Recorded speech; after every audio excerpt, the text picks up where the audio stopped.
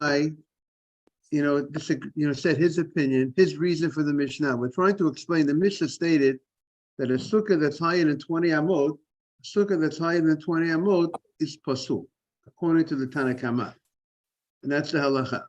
So now the question is why? Why? What's the problem with the sukkah that's higher than 20 amot? It's a sukkah. So we said three reasons. One reason was Rabba's reason, because the Torah says, that, and Rabba darshan that pasuk that says, you need to know, you need to know that I commanded you to sit in the sukkah. You need to be cognizant on a regular basis that you're in the shelter of a sukkah, and a person, his constant vision is usually his regular vision is up to 20 amot. And since it's up to 20 amot, so therefore, if it's higher than 20 amot, it's missing in the Laman Yedu.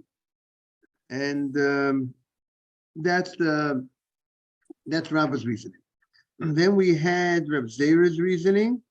Reb Zera says that you need the shade of a sukkah. And until 20 amot, you are sitting in the shade of a sukkah. But if it goes higher than 20 amot, so then the shade that you're sitting in is more the shade of the walls of the sukkah. Because the higher you go, the schach itself doesn't have as much power to bring the shade in, because the sun would go under the schach. And the only thing that's blocking the sun from going under the schach and providing the shade is the walls of the sukkah. And the walls are there giving the shade. And because it's primarily the walls that are giving the shade, not that the schach is giving the shade, so that is the problem why it's not a kosher sukkah. Because it needs to be that you're sitting in the shade of the sukkah, not in the shade of the walls. So that's the problem if it's higher than 20 amot. We're going to see in the Gemara, but if the sukkah is, according to this reasoning, if you make the sukkah wider, then if you make a certain length, then that, because it's a certain width, that it has a certain, and then the schach covers more. So then, if there's more schach, then maybe this opinion would hold.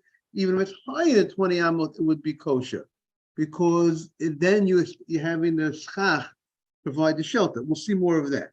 That is the reason of Zera, and he says it cannot be higher than 20 amot. And then we had the third reason of Rava.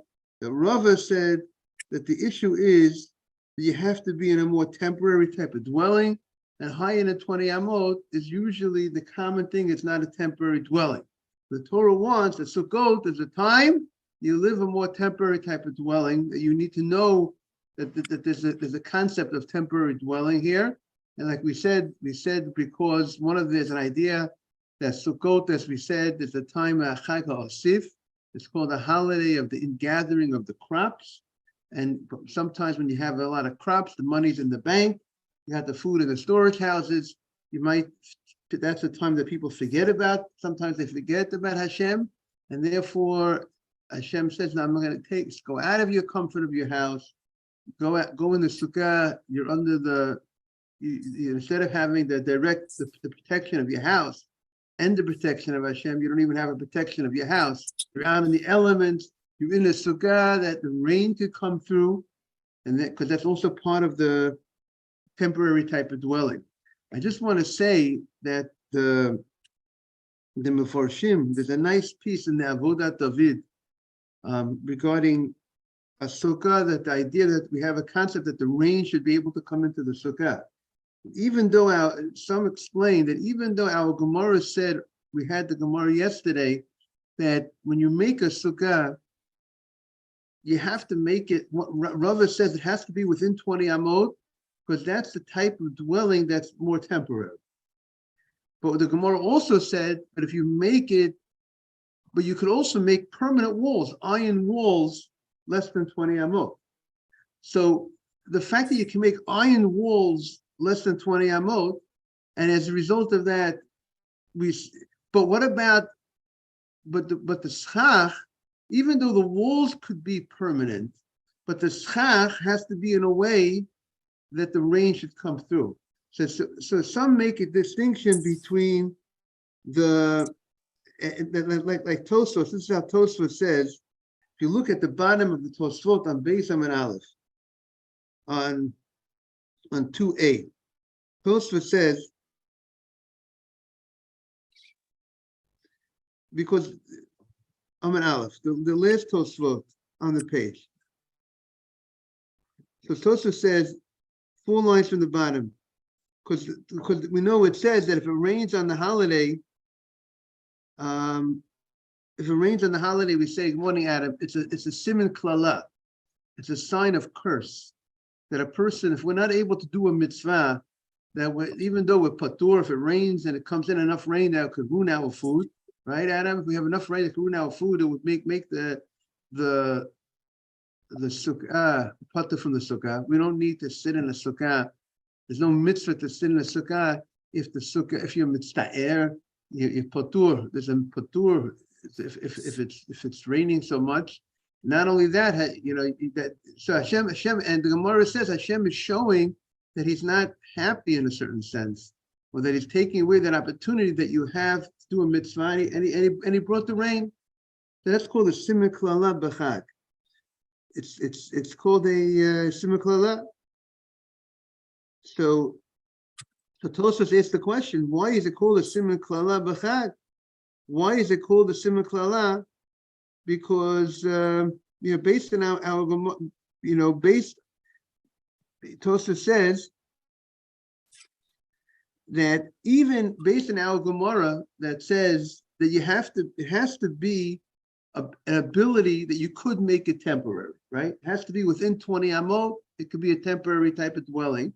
We said that even if you made it not a temporary dwelling, meaning even if you made the sukkah permanent walls, we said it's kosher, right? You can make walls made out of iron. Why could you make walls made of iron? Because you're making it within 20 amot, but you could also make walls made out of non-iron. You have the ability, the common thing is to make it both out of iron and not out of iron. Therefore, you're making a structure that can be made in a temporary way, and you don't make it more than 20 amot. So you're showing everybody that that there's a concept of temporary, of something being a temporary concept. But it's the idea that it's only because I have the ability to make this structure temporary, that it's common to make it temporary under 20 amot, allows me even to make it with strong walls, permanent walls. So if that's the case, Tosfos says, he says, so you should say the same thing regarding the schach, that if you make a certain type of schach, he says, you should be able to do it in a permanent fashion. He says, the same way that we say that the walls could be done in a permanent fashion. So he says, why can't you put certain boards? If you put certain boards on the schach, and these boards would make it that the rain wouldn't come through. So even if you're going to tell me that it's rabbinically prohibited, he says, because we're afraid you're going to make it, and you're going to make a real ceiling, which will not be kosher. But at the end of the day, on a Torah level, he says, why should we? If on a Torah level it's a kosher, it's only a rabbinic concern. So why should we call it a siman klala b'chag? Why should we call it a curse if the rain comes in? If on a Torah level it's a kosher sukkah, if you would put these boards and make the boards in a way that the rain will not come in. So Tosfos when says, you say boards, Rabbi, when you say boards, what do you mean? Is there light coming through the sock, or is it like a plywood on top of the roof on the sock? It sounds like let's say you would cut the boards in such a way, and you would make it without any spaces for anything to any rain to come in. So he says, even though rabbinically, let's say, it looks like a real ceiling, it looks like it looks like you're making a regular roof, but that might be a rabbinic issue. But on a Torah issue, he's saying, if on a Torah level you could make the schach in a way that's permanent, I mean, you made schach, it is schach, it's something that grew from the ground, it's something that was detached from the ground, and you took regular schach, except the only thing is you made the schach in a permanent type of fashion. Let's say you nailed in the schach, you nailed the schach in. So the question is, would that be only rabbinically prohibited? That's his question. Would it be only rabbinically prohibited? And if it's only rabbinically prohibited, would that be called a curse on the chag? So maybe you could say, you know what? If the Rabbanan would forbade such a sukkah, if Rabbanan would forbade you take all these what do you call 2x4s or whatever, you make you make the schach like that. If you're going to say it's a rabbinic law that is prohibited, so maybe that is called a simcha. Maybe if the rain, if it rains on the chag, so the fact that on you made a sukkah that's rabbinically prohibited, that the rabbis say you can't use. So the question is, if the rain, his question is, how could we say that if it's a kosher sukkah on a Torah level, on a rabbinic level, the sukkah is not kosher? So would that be called? Would that be? So now the question is, and then it comes and it rains. It rains on the chag, right? So it rains on the chag. We say is the simcha klala. It's called a klala because you're not allowed to sit in a sukkah because it rained. There's no mitzvah. There's no mitzvah if it rains on the Yom Tov, right? There's no mitzvah to sit in the sukkah if it rains on the Yom Tov. So his question is, so Tosfos says that even though we say you can make the walls in a permanent fashion, Tosfos says, but since the sukkah is called the sukkah is called based on the schach. It's the schach that makes the sukkah. That's the main. Why is it called a sukkah? Yes, you need walls, but the sukkah means schach, means the covering of the sukkah. So it will not be kosher unless you made it aray, unless you made it temporary. And if you did not make it temporary, so therefore the sukkah Tosfos seems to be saying the sukkah would not be, you would not fulfill the mitzvah even min haTorah if the schach is not temporary. Tosfos wanted to say before that maybe if you put these boards on the top of the sukkah, and now the rain can't come in. So Tosfos wanted to say that maybe you could fulfill the mitzvah of sukkah on a Torah level, because the sukkah is a kosher sukkah. So if you're sitting in such a sukkah where you nailed in those boards, Tosfos says it should be kosher. And since it should be kosher, so why is it called a simcha klala? Why is it considered a curse? So Tosfos answers it's not kosher. On a Torah level, good morning, Simon, if you made the boards and you nailed in the boards on top of the sukkah, it's not only rabbinic, it's not a rabbinic issue, it's a biblical issue. There's two ways you can answer Tosfos' question. One way you can answer Tosfos' question is that it's a biblical issue, like Tosfos says, that the rain doesn't come into the sukkah, because now you made the schach in a permanent fashion, and now the sukkah is pasul, because if you made the schach in a permanent fashion, the sukkah has to be, even though the walls can be made out of iron, but Tosfos is saying, but the schach can't be made in a way that it's permanent, and that would be a biblical, make the sukkah biblically no good.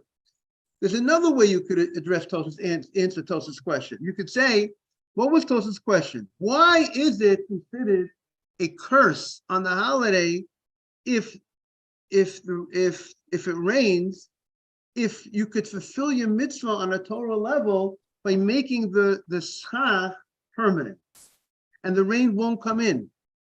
So if the rain won't come in, and then if the rain won't come in, what will happen? you'll be sitting in a sukkah. Let's say you make the boards on the as schach, and you nailed in the boards, and the rain doesn't come in. Would you get a mitzvah? Tosfos in this question is saying it should be kosher on a Torah level and not kosher on a rabbinic level. So if it's kosher on a Torah level, so why would this be? And if I would make such a sukkah, why is it called a simon klala? Why is it called a curse if this sukkah is kosher on a Torah level? So Tosfos answers, you know why it's a curse? Because it's not kosher on a Torah level. If Tosfos says if you nail in the boards of this and you make it in a way that the rain can't come in, that it's so permanent, it's not kosher on a Torah level either, because the schach is not temporary. The schach, right, Simon? The cover of the sukkah has to be a temporary thing, that the rain has to be able to come in. Yeah, but that sliding is when you're not sitting in the sukkah, it's covered. But when you're sitting in the sukkah, you have to have a situation that the schach has to be temporary. That you remove that schach, you remove that cover, and now you're sitting in an area where the schach, where the rain has the ability to come in. Another possible answer you could say for Tosfos is even if you say you nail in the boards, you would be fulfilled the mitzvah of Minat Torah, but the Rabbanan is forbidden. But the fact that you do not fulfill the mitzvah, Rabbanan say it's no good, that's also a simon klala. That can also be a curse that you have on a rabbinic level. You can't fulfill the mitzvah, right? If you're sitting in a sukkah, that's rabbinically a problem, right? And now you go ahead and you're sitting in the sukkah, and the rain, and so that also that would also be a simon klala on that you're not able to fulfill the mitzvah because you're sitting in such a sukkah that the Rabbanan said that this sukkah is pasul. Rabbi, Okay. how come Tosfot? Can I ask a question? Why did Tosfot propose a question like this? And he's like, "Oh, obviously, because it's not kosher." I mean, like, doesn't make sense. Yeah, because Tosfos is going off of our Gemara. Our Gemara said that you have to have why doesn't he just make a statement? Why does he have to propose a question and say, "Oh yeah, that's not," even though it could be, but it's not because it's not a kosher sukkah? Why doesn't he just come out and say, "Hey, you can't put a permanent sock on the sukkah because it makes the sukkah not kosher"? Why does it go around the whole? Because the reason is because our Gemara said that you could go ahead and have walls, permanent walls. Walls. So the same way our Gemara says you could have permanent walls, and the reason why it's good if it's permanent walls is because you have the ability also in that when it's under 20 amot, you have the ability to make temporary walls. Right? Why is permanent walls good? Because we said as long as you create a structure that has the ability to be temporary, you can make temporary walls under 20 amot. So the fact that you made iron walls under 20 amot is not a problem. The fact, since you have the potential to make temporary walls under 20 amot, that's good enough.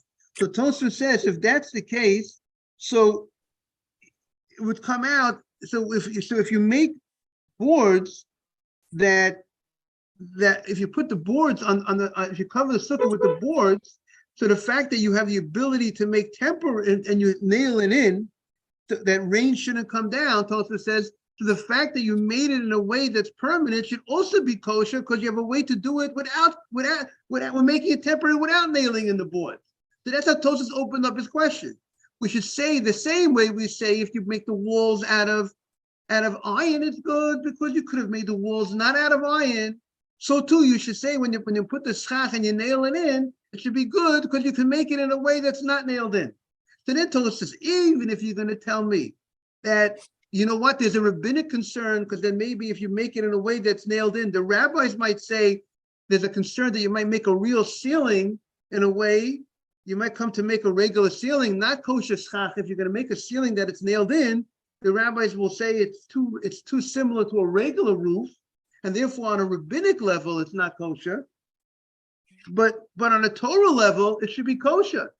So Why? on a How Torah could it be level, kosher should on be a? able to go ahead and create a sukkah and nail it in, and therefore the rain won't come and disturb my sukkah. So if the rain won't come disturb my sukkah, so why? And then it rains. Why should that be called a klala? That Hashem is showing a klala. It's a very bad sign. I have on a Torah level, the sukkah is 100% kosher, according to Tosfos in this question. How is it kosher on a Torah level? That's what I don't understand. Because he's saying, because you're taking regular normal schach, and you nailed in the schach. The Tosfos in his question that it's not a real, it's materials that are kosher for covering. So Tosfos is saying that should be considered on a Torah level, it should be considered a good sukkah. So if it's considered a good sukkah on a Torah level, and you created such a structure on a Torah level, that's 100% a good sukkah. And now now the rain won't come in. So why is it if it's raining outside, Hashem is showing a bad sign? Why is it a bad sign? It's the fact that it's raining outside. You have a sukkah that's perfectly kosher on a Torah level. So why is that considered a bad sign? That's a bad sign that now it rains. It could rain. It's not going to affect me. I have a beautiful sukkah. It's not going to affect me. So why is that a bad sign? So Tosfos says, so one answer is given. You know why it's a bad sign? By the way, some give an answer because the fact that you have a kosher sukkah, many people don't make a sukkah that they nail it, they'll nail in the roof. And therefore many people will not fulfill the mitzvah of sukkah. That's why it's a bad sign. That's one answer some of the Rishonim give. Another answer some people give, you know what? If you needed to nail it in a way that rabbinically it's not kosher, and that's how you protect it from the rain. So that's also a bad sign. A bad sign is that you have to go ahead and create a structure that's going to that are rabbinic that in order for you to go ahead and protect yourself from the rain, you created a structure that's rabbinically not kosher. And that's the only way you will be able to fulfill the mitzvah of Sukkah, by creating a rabbinic structure that's forbidden to prevent you from the rain. That's also a klala. That's also a bad sign that you needed to do something that would be forbidden on a rabbinic level in order to fulfill the mitzvah. That's bad news. That's a bad sign that you needed to have such a sukkah that's rabbinically prohibited in order for you to fulfill the mitzvah of sukkah on a Torah level. And the third answer to this question is Tosfos' answer is that sukkah will not be kosher. Tosfos says that the sukkah, if you nail in the boards, if the schach is in a way that's permanent, that the rain can't come in, so then Tosfos says that means you created a situation where your sukkah is no longer temporary, and so therefore and Tosfos is saying that there's a biblical law that the schach has to be temporary. The thing that we said that can be permanent are the walls. You can have permanent walls for your iron walls for your sukkah, but the thing that has to be temporary is the schach. And therefore, since it has to be temporary, and therefore, if it rains, it's going to come in to the sukkah. It means it's going to come into the sukkah. It's not going to be a type of contraption that the rain can't come in. And since the rain is going to come into the sukkah, therefore, that is a bad sign because you're not going to be able to fulfill the mitzvah of sukkah when the rain comes in. When the rain comes in, you can't fulfill the mitzvah. And not being able to fulfill the mitzvah, Hashem is showing you, I'm taking away that opportunity that you have to do the mitzvah. I'm not happy, I'm not giving you that opportunity. It's like Hanukkah. What was the story of Hanukkah? The Greeks made decrees against the Jewish people that they cannot fulfill the mitzvot, that Hashem took away. They said you can't learn Torah, you can't do Brit Milah, you can't keep Shabbat. They took away that opportunity for us to keep mitzvot. And if it rains on the Sukkah, it's a sign that Hashem took away that opportunity for us. And that's why it's a similar klala b'chad. You cannot put like an extra stock You can, because you need to see the sky. so here, very good. Here we see, we'll have to see more about how much schach you're allowed to, you put schach, you're supposed to put in a cover of nice amount of schach. But at the end of the day, the rain has to be able to come in from this. We'll have to see the halacha. But so far, what we see from Tosfot, at least, is that we need to have an ability that the rain, if it's a nice rain, that the rain should be able to come through. Now, the question is, if you make it in a way you put so much schach, we'll see. There's going to be a discussion about that. What's the law? About making a lot of schach on the sukkah. There is discussion about that. So some say you have to be able to see through it. But a lot of times, if any little space, you should be able to see it. You don't need much. It might not be able to be overdone, right? But we have to see more exactly how much can I. I mean, we don't need to have a light amount of schach because it's we can have a decent amount of schach. But Tosfos says. But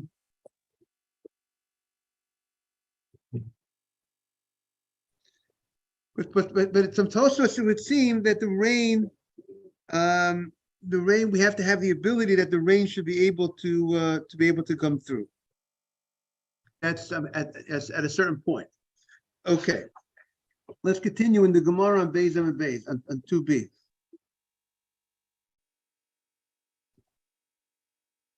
So, Rav Zera, second line from the top. Rav Zera nami lo amri.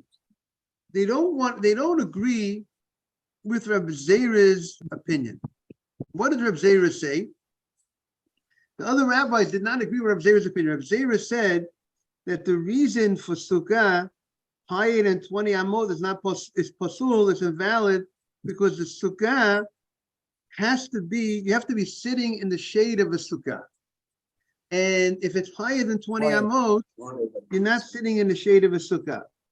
And he proved it because the pasuk says, "The sukkah tihel l'tzil yomom," and the pasuk says that the sukkah is the shade, is the protection for you.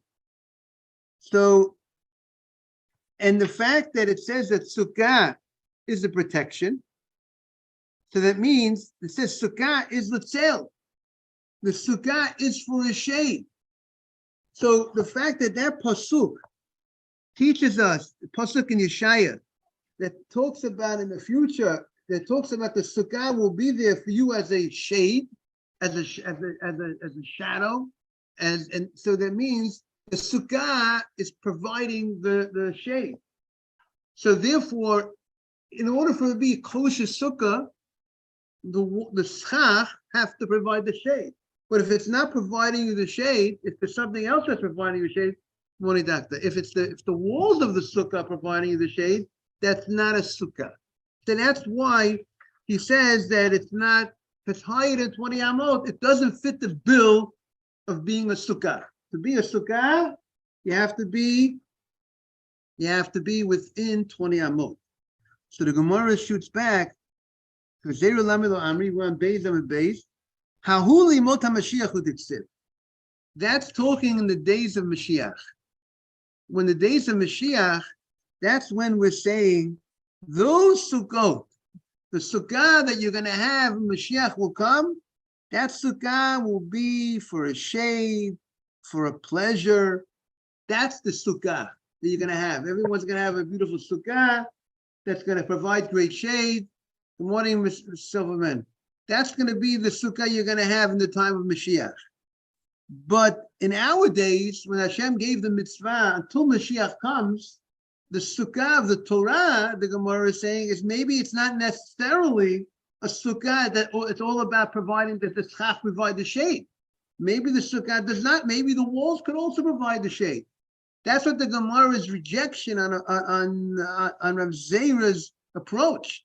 Because maybe this concept that a sukkah, that the definition that a sukkah is defined, we're on Beis and Beis, 2b, that the sukkah is defined as something that provides shade, that's in the days of Mashiach. That's the time where we're gonna have much more enjoyment. But in today's day and age, when the Torah says that Sukkah of mitzvah, it says, I want you to sin a Sukkah, maybe that's not defined as something that provides shade. So the Gemara shoots back Rav Zera, but he does define a Sukkah as something to provide shade. And he uses it and he bases it from a pasuk in Tanakh, which is talking about a Sukkah of the future. So how does he know the Sukkah of today it refers to shade? Because if the translation of Sukkah does not mean shade, there'll be a covering, there'll be some sort of canopy for the people in the future when Mashiach comes. Why does he use the word Sukkah? Why does he emphasize the word Sukkah? Because a Sukkah is, the definition of Sukkah is that it provides the shade. My Sukkah Sel Yomam. Why does he say the word the Sukkah is going to be for the shade? Shamat minatati. We learn both things out of it. That we learn both things, that the name Sukkah is only something that's made for the shade. And the reason why it's called a Sukkah in the future is because it's made for a point of a shade. So the fact that he uses that terminology, he's very specific, because that's the translation of a Sukkah. And therefore, he holds that when the Torah says you have to make a Sukkah, you have to make something that the Schach is providing you for the shade. So the Gemara continues.